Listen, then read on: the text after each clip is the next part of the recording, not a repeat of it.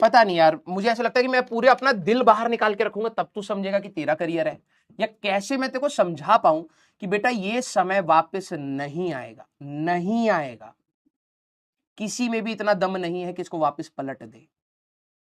तू रिवाइज नहीं करेगा, तेरे को लग रहा है कि इतनी सारी चीजें तू आखिरी के पॉइंट तक रिटेन कर पाएगा? You need vigorous revision, vigorous vigorous practice, ठीक है?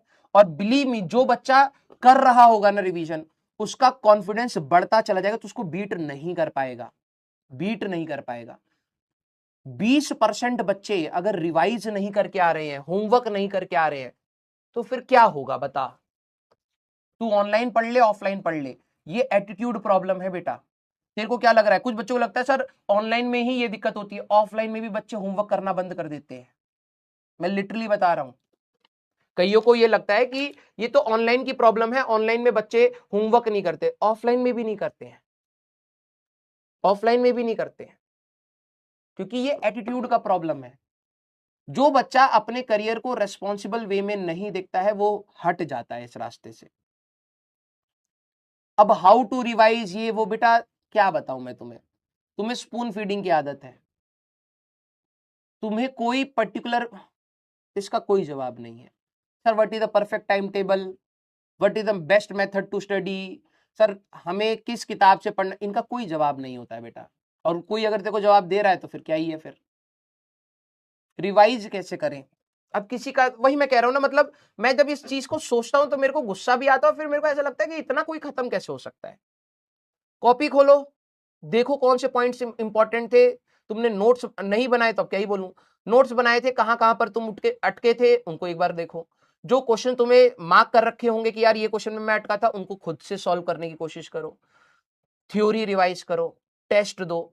इसमें कौन, मतलब 10वीं तक जो तू रिवाइज करता था, कोई ऐसा नहीं है कि भाई 11वीं में कोई चीज चेंज हो गई हो, कि कोई अलग तरीका हो गया है। भैया मुंडी नीचे करनी पड़ेगी, मुंडी नीचे करनी पड़ेगी, पांव ऊपर उठाने पड़ेंगे, हाथ ऐसे करने पड़ेंगे, किताब ऐसे रखनी पड़ेगी तो रिवाइज हो जाएगा, सीधे दिमाग में चला जाएगा कंटेंट। कोई ऐसा ऐसा तरीका चेंज नहीं हुआ है,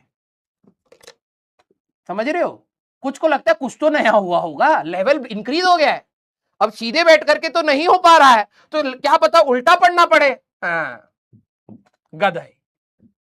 किसी को ऐसा तो नहीं लग रहा कि भाई अचानक से 10th से 11th हाई लेवल इंक्रीज हुआ है तो हमें कुछ नया कोई प्राणायाम करके याद करना पड़े? हंस क्या रहा है? मारूंगा लपड़, दांत चियार रहा है। ये थोड़ना हुआ है कि भाई अचानक से दुनिया पलट गई है। कुछ बच्चे पढ़ते कैसे हैं? दीवार है, बेड है, मतलब पूरी, अब मैं क्या बताऊं, ठीक है बेड थोड़ी बड़ी होगी लेकिन ठीक है, दीवार कह लो। नॉर्मल इंसान को बोला जाता है भाई टेबल है, चेयर है, सीधे बैठो, आराम से बैठो, बैक स्ट्रेट हो। हमारा बच्चा ऐसे पढ़ रहा है,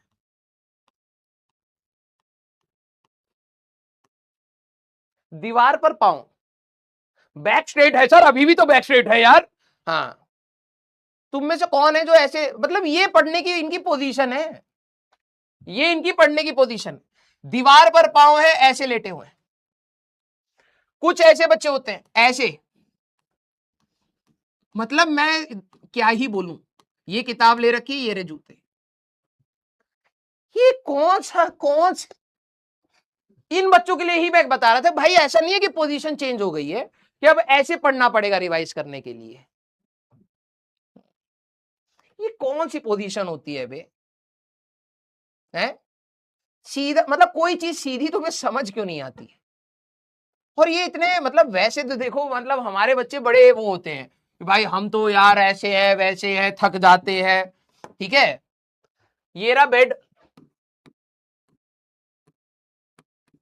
मतलब ये मैं तुम्हें इसलिए बता रहा हूं क्योंकि मुझे पता है कि तुम यही करते होगे। ये रहा टेबल, ठीक है, यहां पर रखी किताब।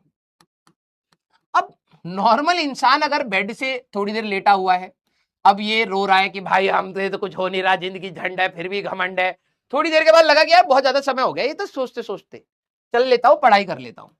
तो नॉर्मल इंसान क्या करेगा?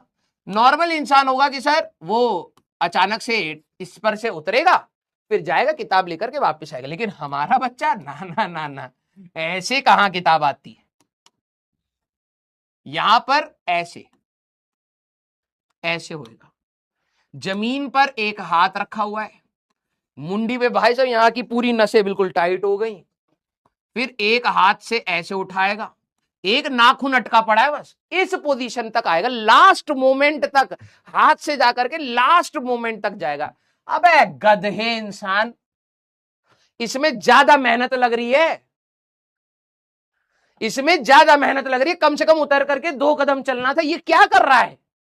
अब ऐसे बच्चों को क्या पढ़ाऊं मैं, बताओ? ये प्राणायाम करके ऐसी किताब, ये किताब पकड़ने, ये मिनिमम, ये बच्चों ने सोचा इसमें कम मेहनत लग रही है, मिनिमम है ये इनका। अब जो बच्चा अपना मैक्सिमम एफर्ट लगा करके मिनिमम एक्सपेक्ट कर रहा है या मिनिमम सोच रहा है, तो भैया हमें माफ कर दो, माफ कर दो यार, जाने दो।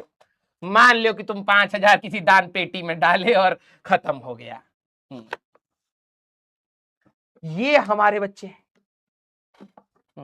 जिसको मैक्सिमा अपना मिनिमा लग रहा है और चल करके आराम से 2 कदम पे जाना था, किताब उठा करके लानी थी, जो मिनिमम एनर्जी थी वो मैक्सिमम लग रही है, उसको कहां ये मैक्सिमम मिनिमा डिफरेंशिएशन समझ आएगा? उल्टा ही समझा है जिंदगी भर। हाँ, यस, है हमारे खत्म बच्चे।